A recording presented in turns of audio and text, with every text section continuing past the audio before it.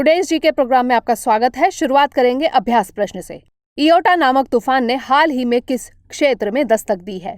दक्षिणी चीन सागर, मध्य अमेरिका, उत्तरी सागर या फिर न्यूजीलैंड और ऑस्ट्रेलिया? इसका सही जवाब है ऑप्शन बी, मध्य अमेरिका। इयोटा नामक तूफान ने हाल ही में मध्य अमेरिकी क्षेत्र निकारागुआ में दस्तक दी। बता दें कि अटलांटिक तूफान का मौसम जून से नवंबर तक चलता है और अटलांटिक महासागर, कैरेबियन सागर और मैक्सिको की खाड़ी को कवर करता है, जबकि पूर्वी प्रशांत तूफान का मौसम 15 मई से 30 नवंबर तक चलता है। तूफानों को सैफिर सिम्पसन तूफान पवन पैमाने यानी सैफिर सिम्पसन हरिकेन विंड स्केल पर वर्गीकृत किया गया है। इसमें तूफानों को हवा की गति के आधार पर स्केल पर 1 से 5 की दर प्रदान की जाती है। इयोटा कैटेगरी 5 का तूफान है। तो इस तरह इस प्रश्न का सही जवाब है ऑप्शन बी। बढ़ते हैं आज के सेशन की ओर। आज का पहला प्रश्न है, हाल ही में आरबीआई ने निम्नलिखित में से किस बैंक पर अधिस्थगन लगाकर उसके विलय की योजना बनाई है? IDBI bank, Lakshmi Vilas bank limited, oriental bank of commerce या फिर आईसीआईसीआई बैंक? इसका सही जवाब है option B, Lakshmi Vilas bank limited. भारतीय रिजर्व बैंक ने हाल ही में 30 दिनों की अवधि के लिए लक्ष्मी विलास बैंक लिमिटेड पर अधिस्थगन लगा दिया है। शीर्ष बैंक ने बैंक के विलय के लिए एक योजना का मसौदा भी तैयार किया है। इस योजना के तहत लक्ष्मी विलास बैंक को डीबीएस बैंक ऑफ सिंगापुर के साथ समामेलित किया जाना है। इस बैंक ने पिछले 3 वर्षों में लगातार गिरावट दर्ज की थी। इस बैंक की लगभग 1/4 बैंक एडवांसेस बैड एसेट में बदल गए हैं। आरबीआई ने बैंक से धन निकासी पर 25,000 रुपए तक की परमिशन दी है। आपको बता दें कि अधिस्थगन बैंक के मुद्दों के हल होने तक वित्तीय गतिविधियों का अस्थायी निलंबन है। तो इस तरह इस प्रश्न का सही जवाब है ऑप्शन बी। अगला प्रश्न है, हाल ही में मृदुला सिन्हा का 77 वर्ष की उम्र में निधन हो गया है। वे निम्नलिखित में से किस विधा से संबंधित थी? तैराकी, गायन, लेखन या फिर मूर्तिकला? इसका सही जवाब है ऑप्शन सी, लेखन। गोवा की पूर्व राज्यपाल और प्रतिष्ठित साहित्यकार मृदुला सिन्हा का 77 वर्ष की आयु में निधन हो गया। वे गोवा की पहली महिला राज्यपाल थी। वो एक प्रसिद्ध हिंदी लेखिका थी जिन्होंने साहित्य के साथ साथ संस्कृति की दुनिया में भी व्यापक योगदान दिया है। आपको बता दें कि मृदुला सिन्हा 26 अगस्त 2014 से लेकर 2 नवंबर 2019 तक गोवा की राज्यपाल थी। तो इस तरह इस प्रश्न का सही जवाब है ऑप्शन सी। अगला प्रश्न है, भारत के परिप्रेक्ष्य में हाल ही में किस देश पर माइक्रोवेव वेपन का प्रयोग करने का आरोप लगाया गया है? ईरान, चीन, जापान या फिर पाकिस्तान? इसका सही जवाब है ऑप्शन बी, चीन। भारत के परिप्रेक्ष्य में हाल ही में चीन पर माइक्रोवेव वेपन का प्रयोग करने का आरोप लगाया गया है। दोनों देशों के बीच सीमा विवाद के चलते सेनाओं के बीच भीषण संघर्ष के दौरान गालवान घाटी में लगभग 20 भारतीय सैनिक मारे गए थे। माइक्रोवेव हथियार प्रत्यक्ष ऊर्जा हथियार है। ये टारगेट में अत्यधिक केंद्रित रूप से ऊर्जा को डिलीवर करते हैं, जैसे लेजर, सोनिक या माइक्रोवेव में होता है। चीन ने 2014 में एयर शो में पहली बार अपना माइक्रोवेव हथियार प्रदर्शित किया था। आपको बता दें कि माइक्रोवेव हथियारों का उपयोग 2017 में अफगानिस्तान में अमेरिका द्वारा किया गया था। माइक्रोवेव हथियारों में दीर्घकालिक कार्सिनोजेनिक प्रभाव होते हैं। इन हथियारों के प्रभाव को ओवन में भोजन को गर्म करने की इसकी दक्षता से समझा जा सकता है। वे उस हिस्से को भी वाष्पित कर सकते हैं जिस पर हमला हुआ है। तो इस तरह इस प्रश्न का सही जवाब है ऑप्शन बी।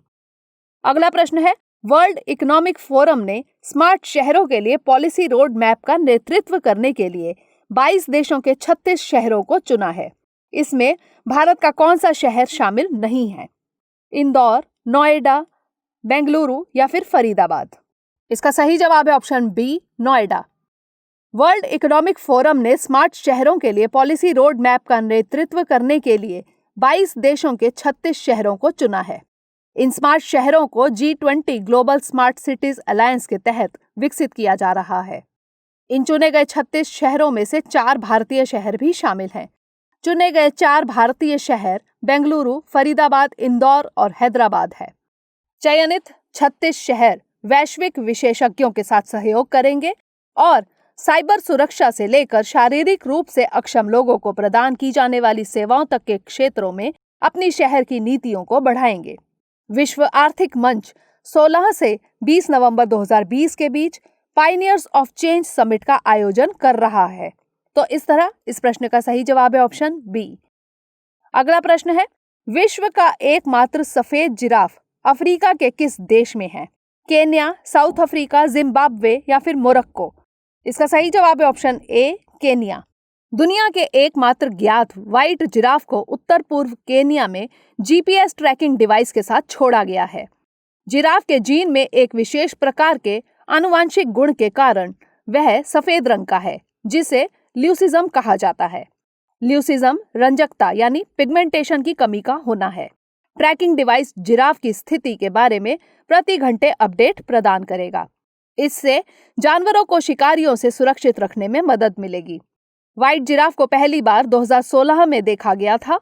अफ्रीका वन्यजीव फाउंडेशन के अनुसार पिछले 30 वर्षों में जिराफ की लगभग 40% आबादी गायब हो गई है। IUCN यानी international union for conservation of nature ने जिराफ को वल्नरेबल श्रेणी में सूचीबद्ध किया है। विश्व जिराफ दिवस 21 जून को मनाया जाता है। इसकी शुरुआत जिराफ कंजर्वेशन फाउंडेशन ने की थी। तो इस तरह इस प्रश्न का सही जवाब है ऑप्शन ए। अगला प्रश्न है, इस साल का विश्व दर्शन दिवस यानी वर्ल्ड फिलॉसफी डे कब मनाया जा रहा है?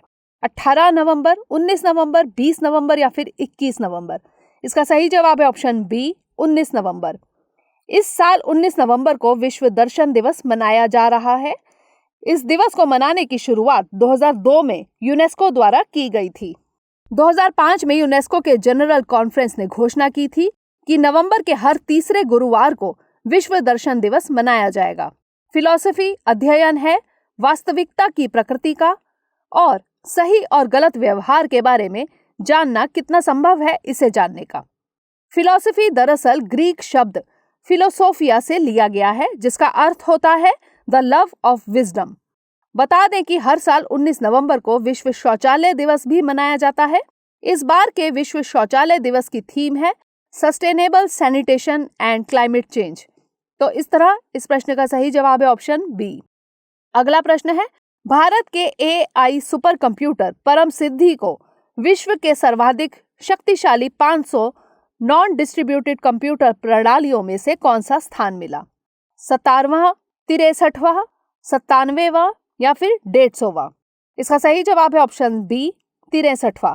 भारत के AI सुपर कंप्यूटर परम सिद्धि को विश्व के सर्वाधिक शक्तिशाली 500 नॉन डिस्ट्रीब्यूटेड कंप्यूटर प्रणालियों में 63वां स्थान मिला है। इस रैंकिंग का परिणाम 16 नवंबर 2020 को जारी किया गया था। बता दें कि उच्च कार्य प्रदर्शन वाले AI सुपर कंप्यूटर परम सिद्धि को CDAC के नेशनल सुपर कंप्यूटिंग मिशन यानी NSM के अंतर्गत बनाया गया था। यह super computer deep learning, visual computing, virtual reality, accelerated computing और ग्राफिक्स वर्चुअलाइजेशन में मददगार साबित होगा। CDAC का पूरा नाम है centre for development of advanced computing. यह इलेक्ट्रॉनिकी और सूचना प्रौद्योगिकी मंत्रालय की एक प्रधान अनुसंधान एवं विकास संस्था है, जो सूचना प्रौद्योगिकी, इलेक्ट्रॉनिक्स तथा संबंध क्षेत्रों में अनुसंधान कार्य करती है। CDAC का मुख्यालय पुणे में है। राष्ट्रीय सुपर कंप्यूटिंग मिशन की घोषणा मार्च 2015 में की गई थी। इस मिशन के तहत बनने वाले सबसे पहले सुपर कंप्यूटर का नाम है परम शिवाय। तो इस तरह इस प्रश्न का सही जवाब है ऑप्शन बी। अगला प्रश्न है, महाजन कमीशन रिपोर्ट का संबंध निम्नलिखित में से किन राज्यों के सीमा विवाद से है? असम, नागालैंड और मिजोरम, केरल, तमिलनाडु और कर्नाटक, ओडिशा, तेलंगाना और आंध्र प्रदेश या फिर केरल, महाराष्ट्र और कर्नाटक? इसका सही जवाब है ऑप्शन डी, केरल, महाराष्ट्र और कर्नाटक। महाराष्ट्र के उप मुख्यमंत्री अजीत पवार के एक बयान के कारण महाराष्ट्र और कर्नाटक सीमा विवाद फिर से सुर्खियों में है। उन्होंने कर्नाटक के बेलगाम, करवर और निपाणी क्षेत्रों को शिवसेना के संस्थापक बाला साहेब ठाकरे के सपने के रूप में महाराष्ट्र का हिस्सा बताया, जिसकी कर्नाटक सरकार ने निंदा की और महाजन आयोग रिपोर्ट का हवाला दिया। बता दें कि केंद्र सरकार ने महाराष्ट्र, कर्नाटक और केरल के बीच सीमा विवाद को सुलझाने की दृष्टि से महाजन आयोग का गठन किया था। इस आयोग की अध्यक्षता पूर्व मुख्य न्यायाधीश मेहरचंद महाजन ने की थी। अगस्त 1967 में इस आयोग ने अपनी रिपोर्ट सौंपी थी। कर्नाटक महाराष्ट्र सीमा विवाद आज भी विद्यमान है क्योंकि कर्नाटक सरकार महाजन आयोग की सिफारिशों का पूरी तरह क्रियान्वयन करना चाहती है, जबकि महाराष्ट्र सरकार आयोग की सिफारिशों को स्वीकार नहीं करती है। तो इस तरह इस प्रश्न का सही जवाब है ऑप्शन डी। अगला प्रश्न है, अमेरिका के centre for disease control and prevention यानी CDC ने हाल ही में किस स्थान से चैपर नामक वायरस का पता लगाया है? बोलीविया, ब्राजील, पराग्वे या फिर मैक्सिको?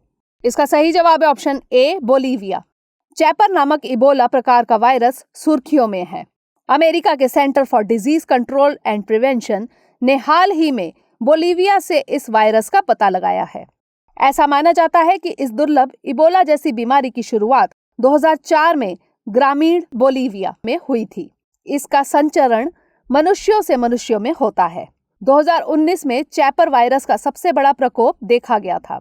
चैपर रक्तस्रावी बुखार यानी चैपर हीमोग्राफिक फीवर एरेना वायरस फैमिली के कारण होता है, जो इबोला वायरस डिजीज जैसी बीमारियों के लिए जिम्मेदार है। आमतौर पर चूहे चैपर वायरस के वाहक होते हैं। यह वायरस संक्रमित कृंतक उनके यूरिन और ड्रॉपिंग्स के साथ सीधे संपर्क अथवा किसी संक्रमित व्यक्ति के संपर्क में आने से फैलता है। तो इस तरह इस प्रश्न का सही जवाब है ऑप्शन ए। अगला प्रश्न है, हाल ही में किस देश की पुलिस ने यूनिफॉर्म में हिजाब को शामिल किया है? पाकिस्तान, सऊदी अरब, न्यूजीलैंड या फिर जर्मनी? इसका सही जवाब है ऑप्शन सी, न्यूजीलैंड। हाल ही में न्यूजीलैंड की पुलिस ने यूनिफॉर्म में हिजाब को शामिल किया है।